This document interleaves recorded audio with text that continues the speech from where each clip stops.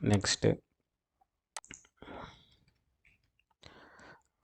వచ్చేసి utility method. ఇక్కడ utility method మనం కొంచెం జాగ్రత్తగా వినాలి. ప్రీవియస్‌లీ అంటే మనం repeated kind of thing. Utility method కొంచెం డిఫరెంట్ అనమాట. సో, ఈ యూటిలిటీ మెథడ్ మనం ఎందుకు క్రియేట్ చేయాలి? మనకు వీటి యొక్క యూజ్ ఏంటి ఫస్ట్ అనంటే, యూటిలిటీ మెథడ్ అనేది ఏందంటే, మనకు రిపీటెడ్ కోడ్ ఏదైతే ఉంటుందో, రిపీటెడ్ కోడ్‌ని మనం ఊకే రాయకుండా ఒక కాడ రాసి మనం ఆ కోడ్‌ని అక్కడ ఉంచి, ఆ మెథడ్‌ని అక్కడ ఉంచి, ఆ మెథడ్‌ని మనం యూజ్ చేసుకోవచ్చు.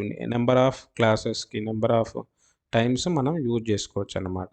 ఒక కాడ రాసిన మెథడ్‌ని మనం వేరే ఒక అపెక్స్ క్లాస్‌లలో వేరే కాడ మనకు రిక్వైర్మెంట్‌ని బట్టి మనం డిఫరెంట్ టైప్స్ మనం వాడుకోవచ్చు ఆ మెథడ్‌ని.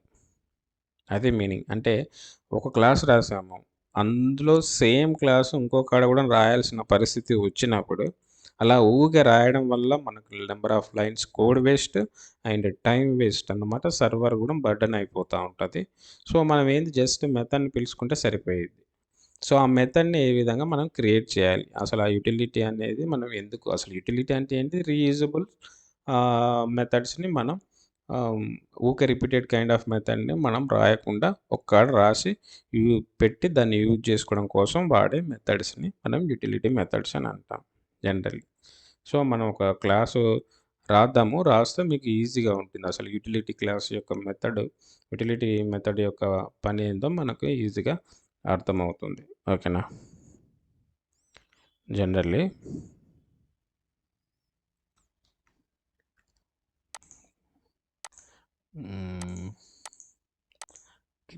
కొత్తగా ఒక అపెక్స్ క్లాస్‌ని మనం రాద్దాం మళ్ళీ. పబ్లిక్ క్లా సారీ.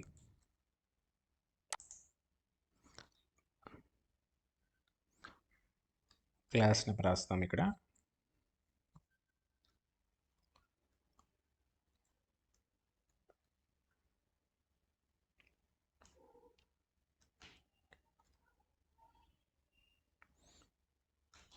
Utility example 1.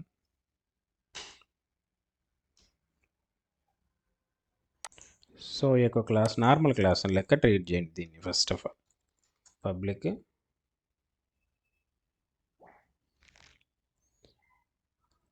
ఒక మెథడ్ రాసుకుంటాం ఇందులో జనరల్‌గా. లేదంటే కన్‌స్ట్రక్ట్ అని కూడా రాద్దాం.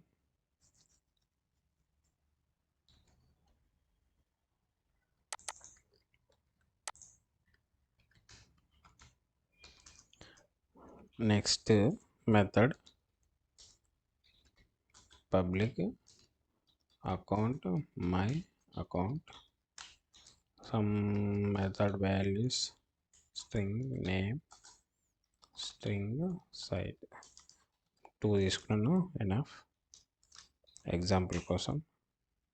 So, account AC is equals to new account return AC. Okay. Suppose ఈ యొక్క మెథడ్‌లో నేను కొన్ని వాల్యూస్‌ని ఇస్తాను. AC dot name is equals to name, AC dot site is equals site. Okay. Okay, done. So, insert AC అంటున్నాం. ఇక్కడ నుంచైనా మనం ఇన్సర్ట్ ఏసీ అని కూడా అనుకోవచ్చు. No problem. సో, ఇప్పుడు ఈ యొక్క వాల్యూస్‌ని నేను ఎక్కడి నుంచి పాస్ చేస్తా? కన్‌స్ట్రక్టర్ నుంచి పాస్ చేస్తా. అండ్ పాస్ చేయాలంటే ఏంటి? మనకు మెథడ్ నేమ్. సో, ఈ మెథడ్ నేమ్‌లో ఏదైతే స్ట్రింగ్ వాల్యూస్ ఉన్నాయో, ఆడ స్ట్రింగ్ అయితే స్ట్రింగ్, ఇంటీజర్ అయితే ఇంటీజర్. స్ట్రింగ్‌ని ఏ విధంగా రాయాలి? ఈ విధంగా రాయాలి. Sanjay some value place, site అంటే ప్లేస్ ఇచ్చాను. ఓకే. వీటిని మనం ఏ విధంగా చేస్తాము?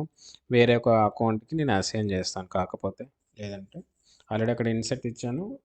మనకు అయితే వాల్యూ అయితే ఆ మెథడ్‌ని కాల్ చేసుకుంటే వెళ్ళిపోయిద్ది. లేదంటే వేరే ఒక అకౌంట్‌కి కూడా మనం అసైన్ చేయాలనుకుంటే ఒకవేళ మనం అసైన్ కూడా చేయొచ్చు. No problem. జనరల్లీ ఇక్కడ వేరే ఒక అకౌంట్‌కి అసైన్ చేయాలనుకుంటే ఏం చేస్తాం, account A or any variable name ఇలా ఇచ్చుకోవచ్చు. ఓకే. అక్కడ మనం ఆ వేరియబుల్‌కి ఇన్సర్ట్ చేయాలనుకుంటే మళ్ళీ ఇన్సర్ట్ ఏ అనుకుంటే సరిపోయేది అక్కడ వేరియబుల్. ఓకేనా. ఈ మెథడ్‌ని మళ్ళీ అక్కడ కాల్ చేసినప్పుడు ఆ వాల్యూస్ అక్కడికి కూడా ప్రింట్ అవ్వడం జరుగుతుందన్నమాట. ఓకేనా. సో ఈ విధంగా ఉంది ఈ యొక్క ఈ మనకి ఈ యొక్క అపెక్స్ క్లాస్ ఈ విధంగా ఉంది. ఫైన్. ఇక్కడి వరకు ఒక అకౌంట్ రికార్డ్‌ని అయితే మనం క్రియేట్ చేసాము. లేదు అంటే ఇంకో అకౌంట్ రికార్డ్‌కి అసైన్ చేసాము. ఓకేనా. లేదు అంటే ఇది తీసేద్దాం. అక్కడనే ఇన్సర్ట్ చేసుకుందాం. ఓకేనా. సో ఇప్పుడు ఈ యొక్క అకౌంట్ రికార్డ్ ఇక్కడ క్రియేట్ అయిపోయింది. ఓకేనా. ఈ మెథడ్‌ని కాల్ చేసి ఈ మెథడ్‌కి వాల్యూస్ అసైన్ చేసినప్పుడు ఇక్కడ మళ్ళీ ఇన్సర్ట్ ఆపరేషన్ ద్వారా ఏ అనే వేరియబుల్ ద్వారా ఒక అకౌంట్ అనేది క్రియేట్ అయిపోతుంది. ఈ నేమ్ తోటి, ఈ బ్యాంక్ మన సైట్ తోటి. ఓకేనా. సో నెక్స్ట్ సేమ్ మనకు ఇంకొక క్లాస్ ఉందనుకుందాం. అసలు యుటిలిటీ ఏం చేస్తుంది, యుటిలిటీ ఏం చేస్తుందో చూద్దాం. ఇంకొక క్లాస్ యుటిలిటీ ఎగ్జాంపుల్ 2.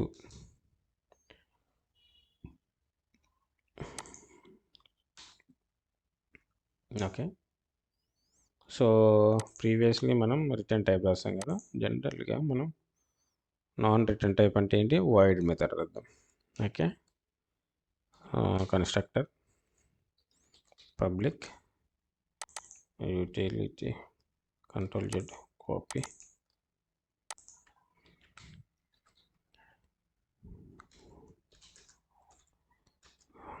ఒక మెథడ్ రాద్దాం. Public void create account. మనం ఒక అకౌంట్ని కదా క్రియేట్ చేసేది, అంతే. String name, string site. Same situation వచ్చింది ఈ యొక్క అపెక్స్ క్లాస్లో కూడా మనకి. Okay. So account AC is equals to new account AC dot name, string నేమ్కి అసైన్ చేస్తుంది, అంతే, ఏం లేదు. AC dot site is equals to site. Okay. So ఇక్కడ నుంచి నేను ఏం చేస్తాను, ఇన్సర్ట్ ఏసీ వాల్యూ. సో ఇది నాన్ రిటర్న్ టైప్ మెథడ్ కదా. వాయిడ్ అంటే ఏంటి, మనం రిటర్న్ టైప్ ఏమి ఉండదు, జస్ట్ ఏసీ అన్నమాట.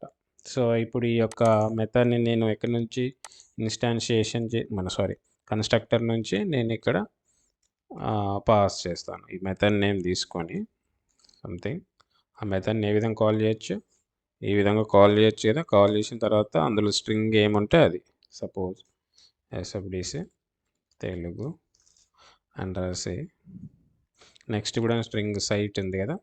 So string value some Chennai అని రాశాను. ఓకేనా. ఇక్కడ మనం మెయిన్గా అబ్జర్వ్ చేయాల్సింది ఏంది, ఇవి అన్నీ రిపీటెడ్ క్లాస్లే, వీటిని మీరు మళ్ళీ మళ్ళీ చూసి కన్ఫ్యూజ్ అవ్వద్దు. బట్ ఇది కూడా రిపీటెడ్ క్లాసే.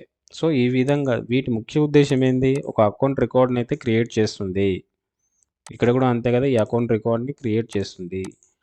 కానీ నాకు ఈ అకౌంట్ రికార్డ్ని క్రియేట్ చేసేటప్పుడు ఇక్కడ సేమ్ పని చేస్తుంది, ఇక్కడ సేమ్ పనే చేస్తుంది. ఇలా చేసినప్పుడు రిపీటెడ్ టైప్ అవుతుంది కదా, టైం వేస్ట్ మనకు. కోడ్ అనేది కూడా మనకు రిపీటెడ్ కోడ్ అన్నమాట. సో ఊకే మనం అది వేరియబుల్ డిక్లరేషను అవి ఇవి అని అవసరం లేదన్నమాట. ఓకేనా. సో మనం ఏ విధంగా రాయాలి అంటే, ఒక మెథడ్లో స్టోర్ చేసుకోవాలనుకున్నాం కదా, రిపీటెడ్ కోడ్ని వేరే కాడ స్టోర్ చేయాలి. అంటే మనకు కావాల్సింది ఏంది, ఇంకొక అపెక్స్ క్లాస్ కావాలి. అందులో మనం ఇంకొక మెథడ్ని రాసుకొని దాన్ని మనం ఈ యొక్క అపెక్స్ క్లాస్లోకి పిలుచుకుంటే సరిపోతుంది. మళ్ళీ ఈ యొక్క అపెక్స్ క్లాస్లోకి పిలుచుకుంటే సరిపోతుంది. అంటే ఎక్కడనో స్టోర్ అయిన మెథడ్ని మనం తీసుకొచ్చి ఇక్కడ యూజ్ చేసుకుంటున్నాం. మీనింగ్ యుటిలిటీ మెథడ్ని యూజ్ చేసుకుంటాం. ఓకేనా. దాన్నే యుటిలిటీ మెథడ్ అంటున్నాం మనం. ఇక్కడ ఇది నార్మల్ క్లాస్, ఇది నార్మల్ క్లాసు. ఇక్కడ మొత్తం మనకు ఏమైంది, ఇక్కడ సేమ్ ఉంది, ఇక్కడ సేమ్ ఉంది. ఇది డిఫరెంట్ అపెక్స్ క్లాస్, ఇది డిఫరెంట్ అపెక్స్ క్లాస్. కానీ ఇక్కడ ఫంక్షనాలిటీ సేమ్ ఉంది. సో ఆ ఫంక్షనాలిటీని నేను వేరొక అపెక్స్ క్లాస్లో ఒక రాసి పెట్టాను, రాసి పెడదాం. ఇప్పుడు పెట్టినప్పుడు మనం అక్కడ యూజ్ చేసుకుంటే అయిపోయేది. ఊరికే మనం అకౌంట్ డాట్ నేము, అకౌంట్ డాట్ ఏసీ డాట్ నేము, ఏసీ డాట్ సైట్ అని రాయకుండా అని అర్థం అన్నమాట. దానికి సంబంధించిన మనం ఒక అపెక్స్ క్లాస్ రాద్దాం. Main class utility main account. ఇందులో మనకు మెథడ్ ఉంటుంది. సో దీన్ని మనం రీయూజబుల్ పర్పస్ వాడుకోవడానికి అన్నమాట. సో డైరెక్ట్లీ నేను ఏం చేస్తున్నా, మెథడ్ని రాస్తున్నా. Public account fill account something, లేదంటే క్రియేట్ అకౌంట్, ఏదైనా ఒకటి మెథడ్ నేమ్ అంతే. ఓకేనా. String name and string site ఇక్కడ రాసేసుకుంటే అయిపోయింది. అక్కడ మొత్తం account AC is equals to new. ఇక్కడ ఒకసారి రాయాల్సిందే. ఇక్కడ రాసి మనం రీయూజబుల్ పర్పస్ అక్కడ మనం యూజ్ చేసుకుంటాం అంతే. ఓకేనా.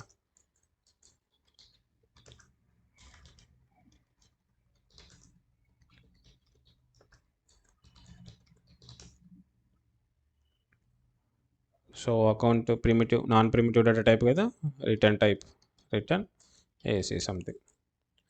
Okay done. సో ఇప్పుడు ఈ యొక్క మెథడ్ని మనం అక్కడ యూజ్ చేసుకుంటే అయిపోయేది. ఎక్కడ కావాలంటే అక్కడ సేమ్ ఈ లైన్ కోడ్ని మనం రాయకుండా ఇక్కడ రాయొద్దు, మనం ఇక్కడ రాయొద్దు.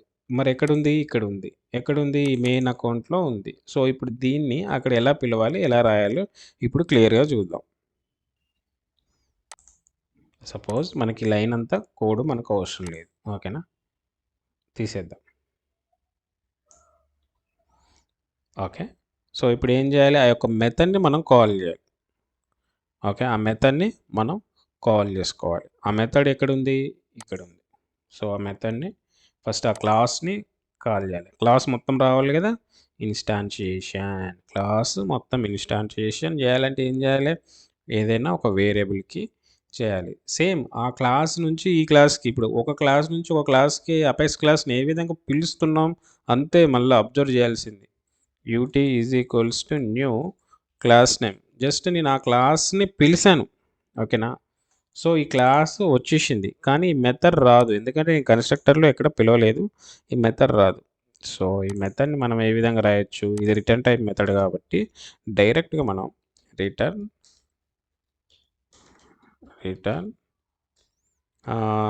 వేరియబుల్ నేమ్ డాట్ మనకు ఆ మెథడ్ నేమ్. జనరల్లీ మనకు వేరియబుల్ నేమ్ డాట్ అనగానే ఆ యొక్క మెథడ్లో ఆ యొక్క క్లాస్లో ఉన్న మెథడ్స్ అన్నీ వస్తాయి. ఈ ఫిల్ ఏసీసీ అనేది నేను రాశానా, లేదు. ఎక్కడుంది, ఇక్కడ మెథడ్ అనమాట. సపోజ్ ఇక్కడ వేరే ఒక మెథడ్ ఉందనుకో, ఆ మెథడ్ కూడా ఇక్కడికి వచ్చేస్తుంది. డాట్ అన్నప్పుడు మనకు జనరల్లీ ఇక్కడ డాట్ అన్నప్పుడు ఇక్కడ వేరియబుల్స్ ఏ విధంగా వస్తున్నాయి, సైటు ఏసీసీ సంథింగ్. నేను ఇప్పుడు ఏసీ డాట్ రేటింగ్ అంటే వచ్చేసింది. ఎక్కడి నుంచి వచ్చేసింది, ఒకసారి ఇన్స్టాల్ చేసినామంటే ఆ అకౌంట్కి సంబంధించినవి అన్నీ వచ్చేస్తాయి వేరియబుల్స్, అంటే ఆ ఫీల్డ్స్, ఏబిఐ నేమ్స్, ఎవ్రీథింగ్. సో అలాగే ఒక క్లాస్ని ఇన్స్టాన్షియేషన్ చేసినామంటే అందులో ఉన్న మెథడ్స్ కూడా మనకు ఇందులోకి రావడం జరుగుతుంది. సో ఇక్కడ యూటీ అనేది ఏంటి, variable, local variable. UT dot మనకు ఈ మెథడ్, సింపుల్ అంతే.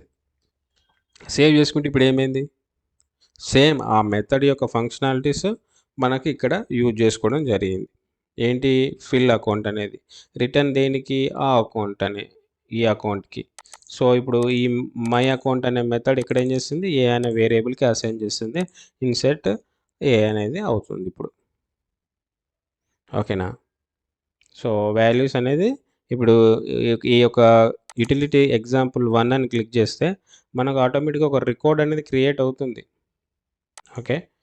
అదర్వైజ్ ఇక్కడ మనం సిస్టమ్ డాట్ డిబగ్ ఏ చూసుకోవచ్చు. ఓకేనా. సపోజ్ అనానమస్ విండో ఎగ్జిక్యూషన్ చేస్తున్నాం.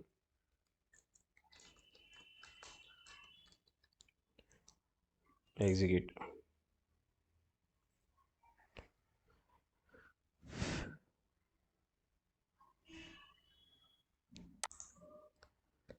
వాల్యూస్ వచ్చినాయి, నేమ్, సైట్, ఐడి కూడా, అంటే రికార్డ్ అనేది క్రియేట్ అయిపోయింది ఇక్కడ.